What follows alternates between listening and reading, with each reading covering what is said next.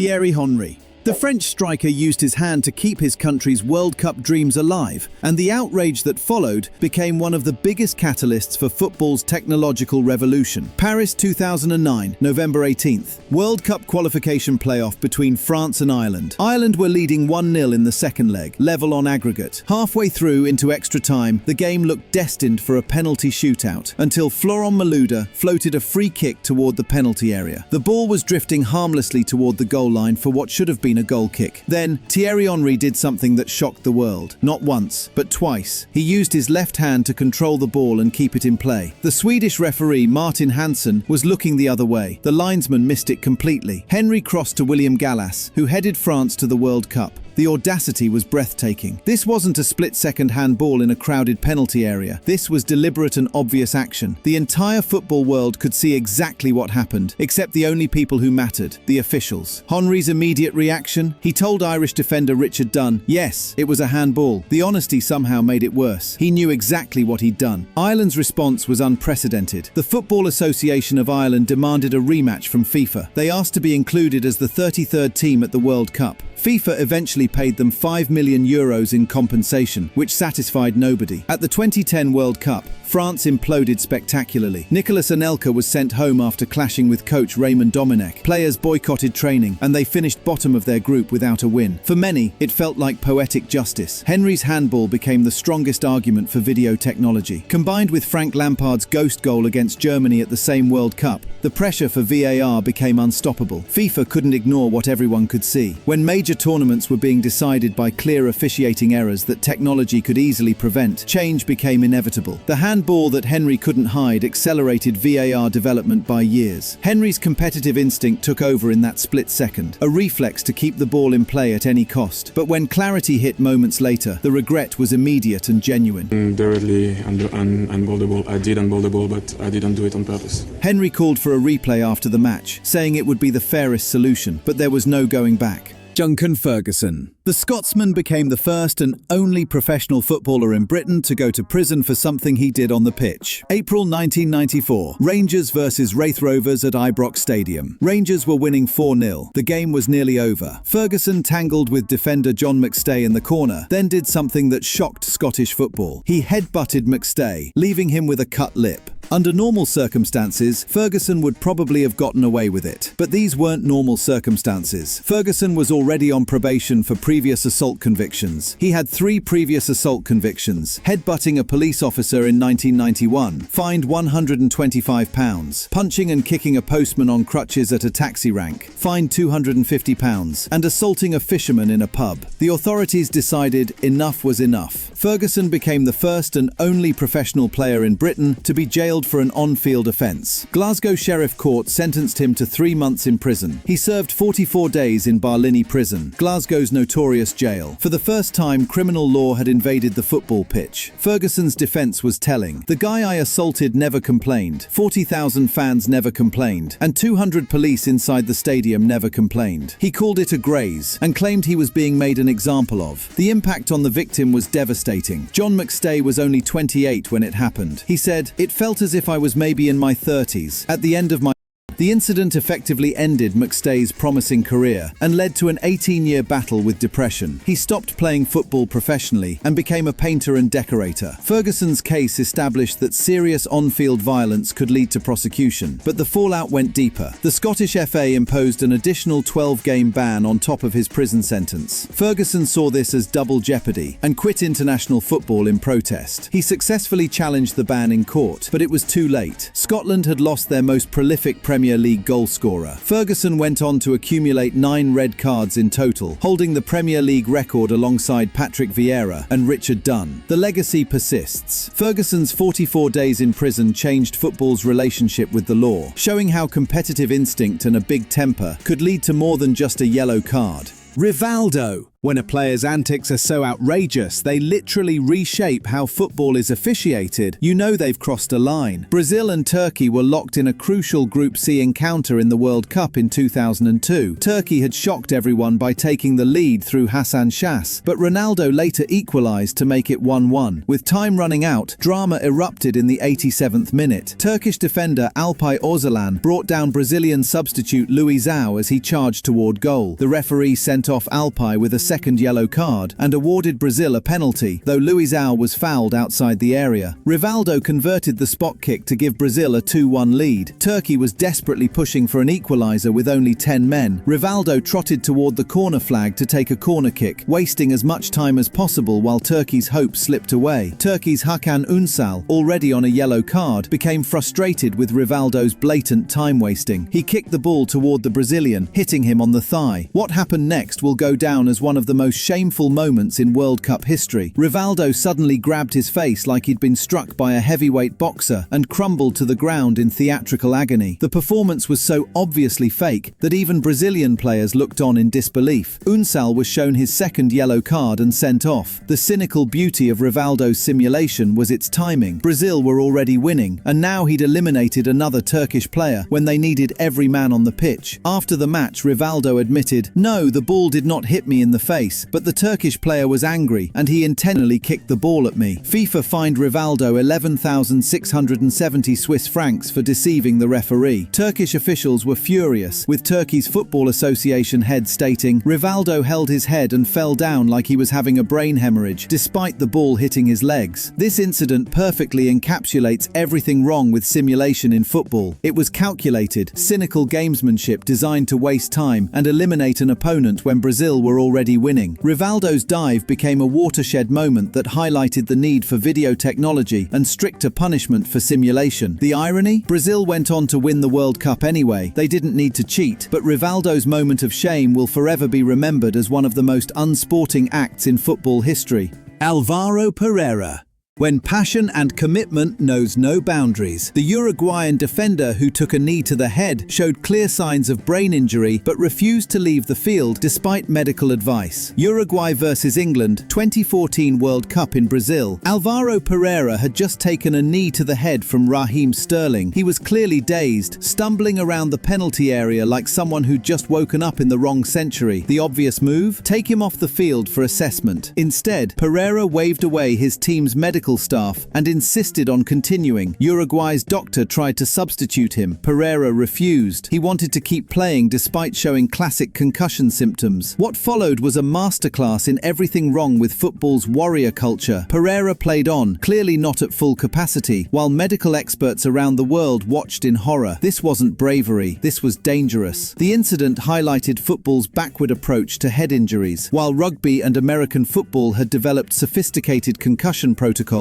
football was still operating on the principle that players were the best judges of their own fitness. Pereira's case became the poster example for how to not deal with head injuries. Medical professionals pointed out that concussed players often feel fine immediately after the impact, only to suffer serious complications later. Medical experts argued that expecting a concussed player to make sound decisions about their own safety was problematic. Here was clear video evidence of a player continuing with obvious concussion symptoms while officials did nothing. Within 5 years, FIFA introduced additional concussion substitutions. Players showing potential head injury symptoms could be permanently removed from the field and replaced without it counting from the standard amount of substitutions. The change improved player safety. Medical staff gained more authority over their players as they can no longer override medical decisions as easily. Yet the fear of having to bring off crucial players can still influence medical decisions in the wrong direction. Pereira's refusal to leave the field had unintended consequences. His determination to continue playing actually made the game safer for every player who followed. Sometimes the biggest impact comes from showing exactly what not to do, even if the fixes take longer than expected. Emiliano Martinez. This Argentine goalkeeper turned penalty shootouts into mind games so effectively that FIFA had to ban his methods to preserve sporting integrity. The 2022 World Cup final, Argentina versus France. Penalty shootout. Fans were watching worldwide as Emiliano Martinez turned goalkeeping into theatre. Martinez had been building his reputation as a master of getting into the opposition's heads throughout the tournament. Against the Netherlands in the quarter-finals, he'd already shown his methods, dancing on his line,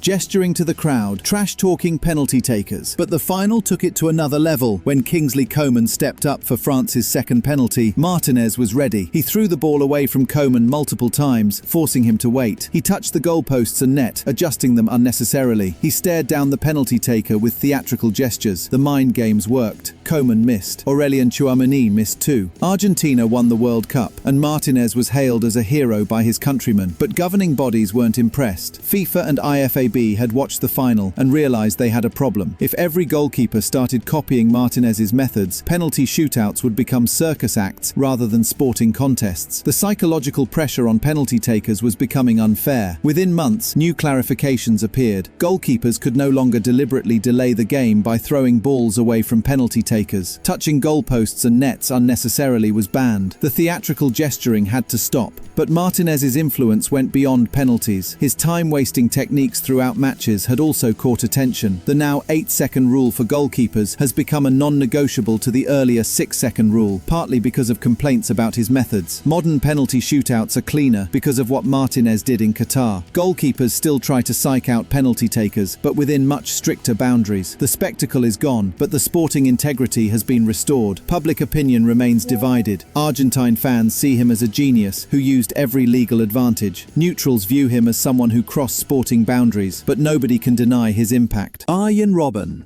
This Dutch winger turned diving into such a precise science that debates about his theatrics helped highlight the need for better punishment systems, though the rules came years after his most controversial moments. Robben didn't invent diving, but he perfected it into an art form. Along with early career Cristiano Ronaldo at Manchester United and Didier Drogba at Chelsea, Robben turned simulation into a strategic weapon that terrorized defenders throughout the 2000s. Watch Robben in his prime, and you'll see something fascinating. He wasn't just diving randomly. He was calculating. A slight touch from a defender, down he went, arms flailing, rolling dramatically. No contact at all, still worth a tumble to see if the referee could be fooled. The 2014 World Cup in Brazil showcased Robben's controversial reputation perfectly. His pace and trickery were devastating, but so was his willingness to hit the deck. Mexico felt it firsthand when Robben won a late penalty that sent them home. The football world erupted in debate about whether minimal contact from Rafael Marquez justified the dramatic fall that decided the match. After the game, Robben admitted to diving earlier in the match, but insisted the decisive penalty was legitimate. The controversy wasn't just about diving, it was about the fine line between clever play and deception. Years of high-profile incidents involving serial divers like Robben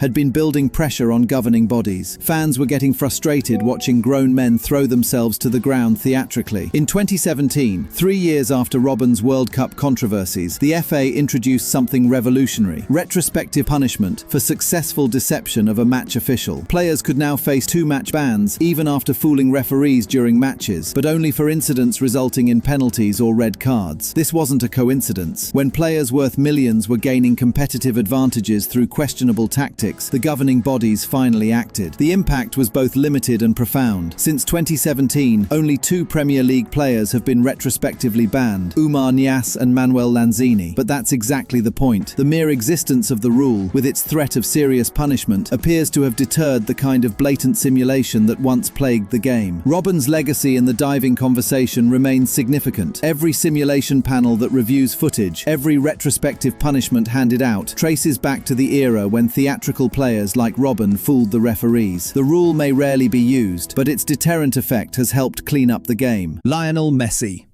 Your company is quietly pushing you out and you know it. Now at 40 and above, your experience should be a biggest asset, but companies are now treating it as a liability. And no one tells you that there is one career where experience... The world's most talented player was getting to footage. Every retrospective punishment handed out traces back to the era when theatrical players like Robben fooled the referees. The rule may rarely be used, but its deterrent effect has helped clean up the game. Lionel Messi. The world's most talented player was getting systematically hacked down by opponents who knew they couldn't match his skill, so they tried to stop him through persistent fouling, forcing football's governing bodies to evolve their approach to protecting creative players. While no specific rules were created to stop Messi himself, his extraordinary ability forced opponents to develop systematic fouling tactics that became so problematic they required rule clarifications and referee education changes. Messi became one of the most fouled players in football history, earning 66 fouls in World Cup matches alone, second only to Diego Maradona. Defenders knew they couldn't match his skill, so they tried to stop him through systematic fouling. During his early career, watching Argentina play was like watching a masterclass in